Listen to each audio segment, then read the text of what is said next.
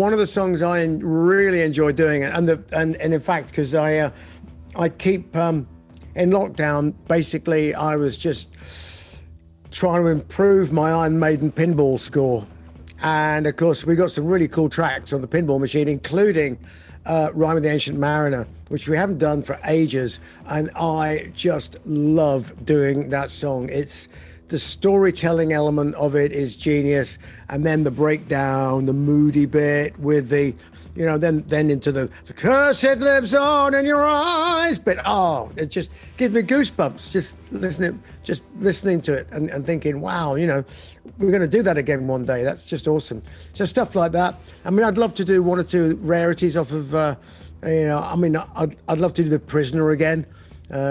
Stranger in a Strange Land, stuff like that. You know, I like things that have a little bit of a groove to them. Yeah. Bruce, do you like singing anything from the first two records, the two records you weren't on? Do you like doing any of the Diano stuff? I know you've done some, but do you, and you even re-recorded Wrathchild once, do you enjoy digging into that? Yeah, I mean, there's some stuff that, I mean, I really like on those records. I mean, I love Prodigal Son. It's fantastic. I mean, if you want to see a kind of a Jethro Tull sort of influence on the early Maiden, you know, that. And in particular, I mean, Killers, the track Killers and Murders in the Rue Morgue, just great stuff, you know. I mean, those were a couple of tracks that I first heard Maiden play live when I was in Samson, which is a band I was in before Maiden, obviously. And we were all playing together in the same, you know, 3-band bills and stuff like that. And I remember one evening, the first time I ever saw Maiden, we were headlining in this kind of big club. And they were sort of like special guest. And so I thought, well, I better go and stand at the back here and check these guys out, you know. So, you know, there was like 200-300 people in the audience, and then about 10 minutes before Maiden came on, about 500 people walked through the door, and it was just rammed. You know, you could not move, and they came on and did Killers and Murders in the Rue Morgue, and I was like, oh my God, you know.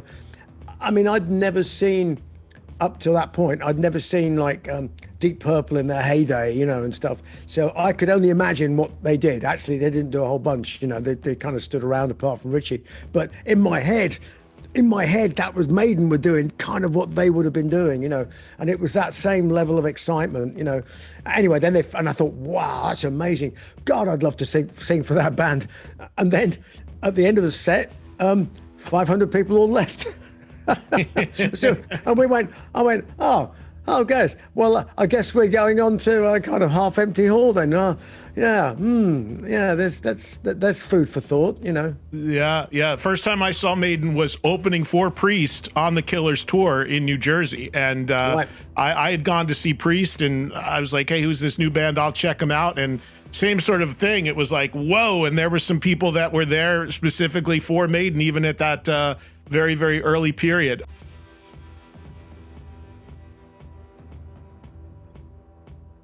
Well, partly, you know, Kevin's a very good producer. He's a very good, knowledgeable, technical producer, but we are difficult to work with.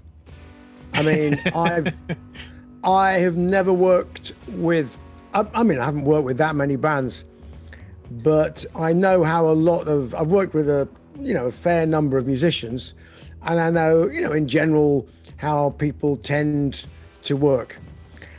Nobody works like we do. We are definitely a one-off.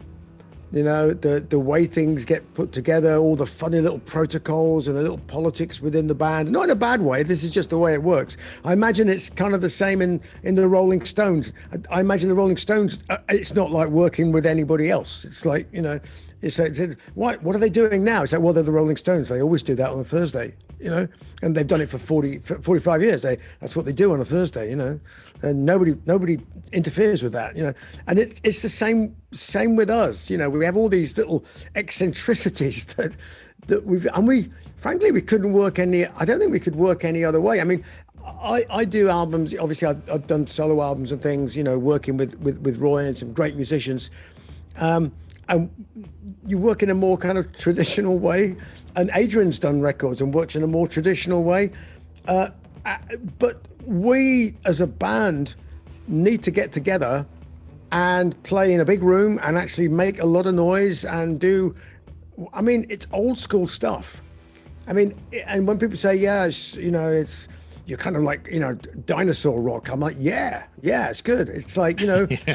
And that's not a bad thing. How many dinosaurs are there left in the world? If you're going to be a dinosaur, you want to be a T-Rex, what do you feed a T-Rex? Anything it wants, dude, and it's kind of like that with being the producer of Iron Maiden is you're part of the team, but you got to play by our rules, And there's a lot of producers I couldn't cope. Not that they're not incapable of doing stuff, but they would rapidly come up against a brick wall with some of our opinions and practices in studio. So Kevin Shirley. Kevin Shirley, the Maiden Whisperer. We'll leave it at that. He makes it all work. Thank you for tuning in, and please hit that like button. It's appreciated. Make sure that you subscribe for more rock-related content.